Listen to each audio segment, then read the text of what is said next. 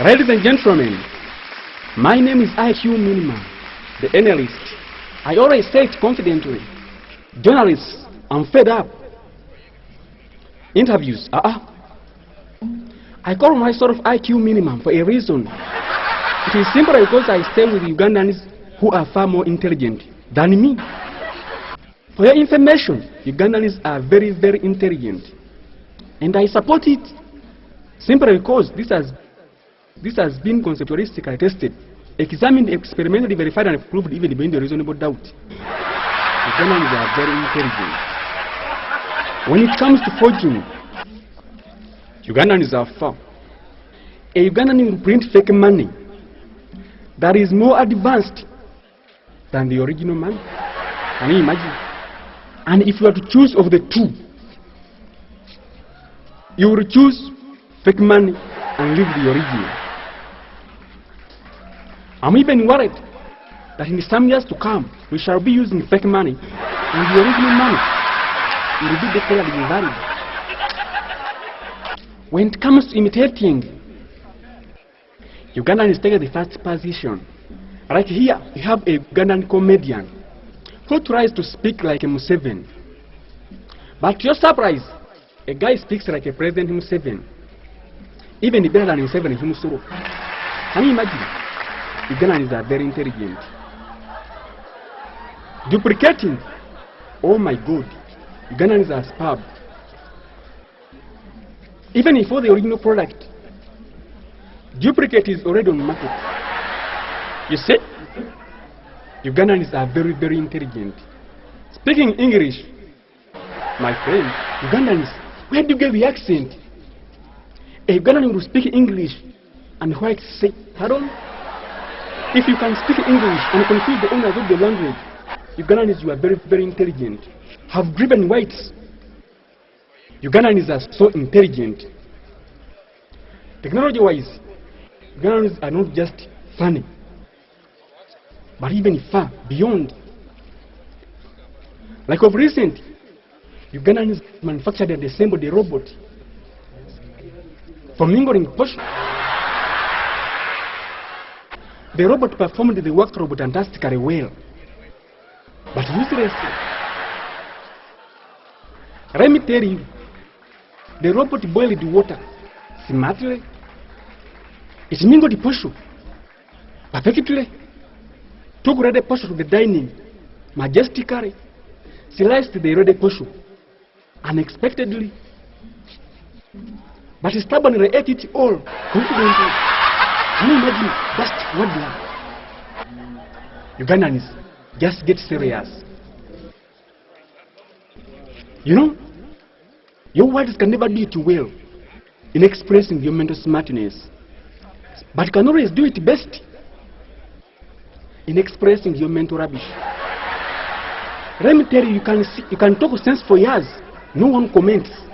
But should you say a single solid piece of nonsense, people will turn up to declare you an idiot. You know, whenever I stand in front of you here, I regret for all the time I wasted at school. Let me tell you, I went to school when I was a bit mature. But my first day at school, in the first 20 minutes, I was fighting with the teacher. Problem interview. Let me tell you, a teacher came with a very, very wrong question. He asked that IQ minimum. I said, yes, sir. If you are given 2 mangoes and 1 orange, you eat 1 orange, what do you remain with? I told her, 0. Nothing remains when I'm hungry. He told me, just assume you've eaten only 1 orange. What do you remain with? I told him, sir, when I'm very hungry, I can't assume. The teacher told me, please, I think someone just stops you when you've just eaten only the orange. What do you remain with? I told him, sir, when I'm eating and very hungry, no one can stop me. Even if you bring military police, unless you want to see World War 20. Finally, we fought. You know, at school, I used to be so cool. But when I got to university, I became very, very serious. Let me tell you, but books were very stubborn. Some subjects like fine art and mathematics were very stubborn. Sincerely speaking, I realized that fine art was more mathematical than mathematics. Then teacher would tell us, class, draw a cow. I had a number of tasks. I had task of drawing a cow, as well as explaining to the teacher that, son, this is a cow, but not a valid pig. Let me tell you, let be drawing a cup. I could break up as well as escorting my cup to the teacher that, son, this is a cup, but not a tank. Fine art was very, very mathematical, but mathematics, I don't know.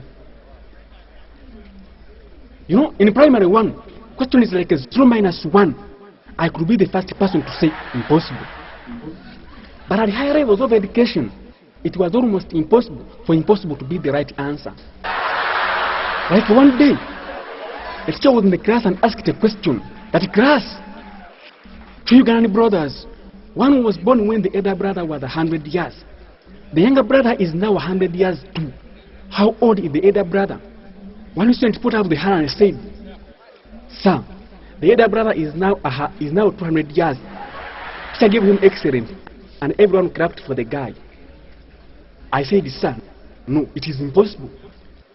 200 years. A Ugandan died even before the independence. I knew impossible as my best answer, you understand? You know, there is a day a teacher brought a very stubborn question. He asked, it's 90, it's very long from Kampala to Masaka, and 99 kilometers to cover that distance. How many days can it take you to run from Kampala to Masaka? Very many answers were given. 4 days, 2 days, 6 days. And teacher gave some credit to those who tried. I said, sir, it is impossible. With the very many buses